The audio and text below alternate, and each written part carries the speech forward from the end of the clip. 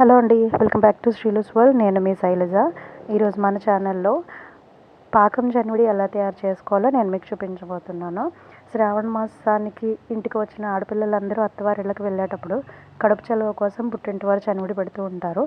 అలాగే చాలా సందర్భాల్లో ఇంటికి వచ్చిన ఆడపిల్లకి కడుపు చలువకి చనివిడి పెట్టడం అనేది పుట్టింటి వారి ఆనవాయితీ అనమాట. అలాగే రెగ్యులర్గా సరదాగా సందర్భానికి చనివిడి చేసుకునే అలవాటు ఉన్న వాళ్ళకు కూడా ఈ రెసిపీ బాగా యూజ్ అవుతుంది. నా స్టైల్లో చనివిడి ఎలా తయారు చేయాలో ఈరోజు నేను మీకు చూపించబోతున్నాను. దీనికోసం నేను ఒక గ్లాసుడు బెల్లానికి సరిపడా రెసిపీని అయితే నేను మీకు చూపించబోతున్నాను. ఒక గ్లాస్కి ఒక గ్లాసుడు బియ్యం పిండిని తీసుకోవాలి. సో ముందుగా తడిపి ఆరబెట్టుకొని మిల్లు పట్టించుకోవాలి, లేదా మిక్సీ చేసుకుని బాగా మెత్తగా జల్లించుకోవాలి. అలా జల్లించుకుంటేనే చనివిడి అనేది పర్ఫెక్ట్గా వస్తుంది. సో ఇక్కడ నేను మెజర్మెంట్స్ అన్నీ కూడా ఈ గ్లాస్తోనే తీసుకున్నానండి. గ్లాసుడు బెల్లం, అలాగే గ్లాసుడు బియ్యం పిండి.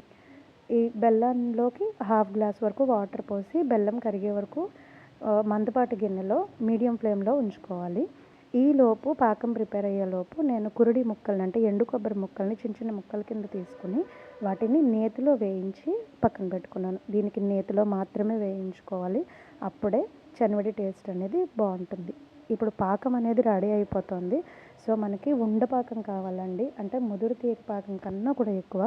మీకు అది ఎలా టేస్ట్ చేయాలి అంటే కనుక బుడగలు అలా వచ్చిన తర్వాత కలుపుకుంటూ ఉండి ఆ పాకాన్ని తీసి ఒక ప్లేట్లో వాటర్ పోసి అందులో వేసి కలిపితే మన చేతికి అది ఉండవ్వాలన్నమాట.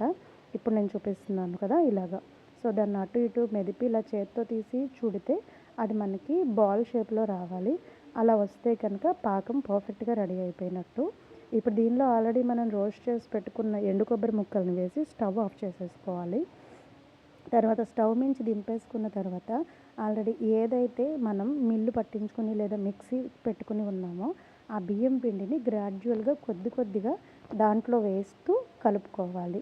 ఇది ఇద్దరి సహాయంతో అయితే చాలా పర్ఫెక్ట్గా వస్తుందండి. ఒకళ్ళతో అయినా చేసుకోవచ్చు, బట్ చేతుల్లో ఆగడం కానీ లేదంటే టైం టేకింగ్ ప్రాసెస్ కాబట్టి కొంచెం ఫాస్ట్గా చేసుకోవాల్సి వస్తుంది.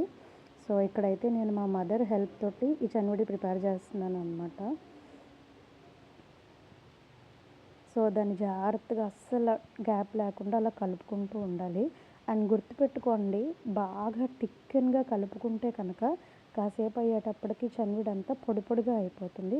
అలా కాకుండా మనం కలుపుకునేది గరిటె జార్ కన్సిస్టెన్సీ దాకానే కలుపుకోవాలి. ఆ తర్వాత ఎక్సెస్ పిండి ఉన్నా కూడా పిండిని ఉంచేసుకోవాలి. వేరే ఏదైనా మనం ప్రిపేర్ చేసుకోవచ్చు దాంతోపాటు.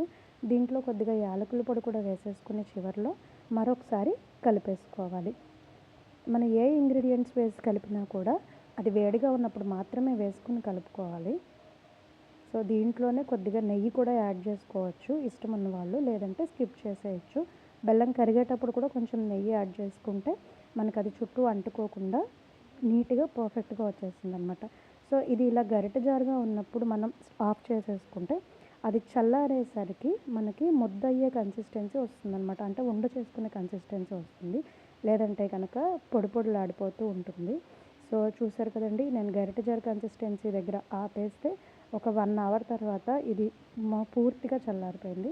ఈ టైంలో నాకు ఈ కన్సిస్టెన్సీ వచ్చింది.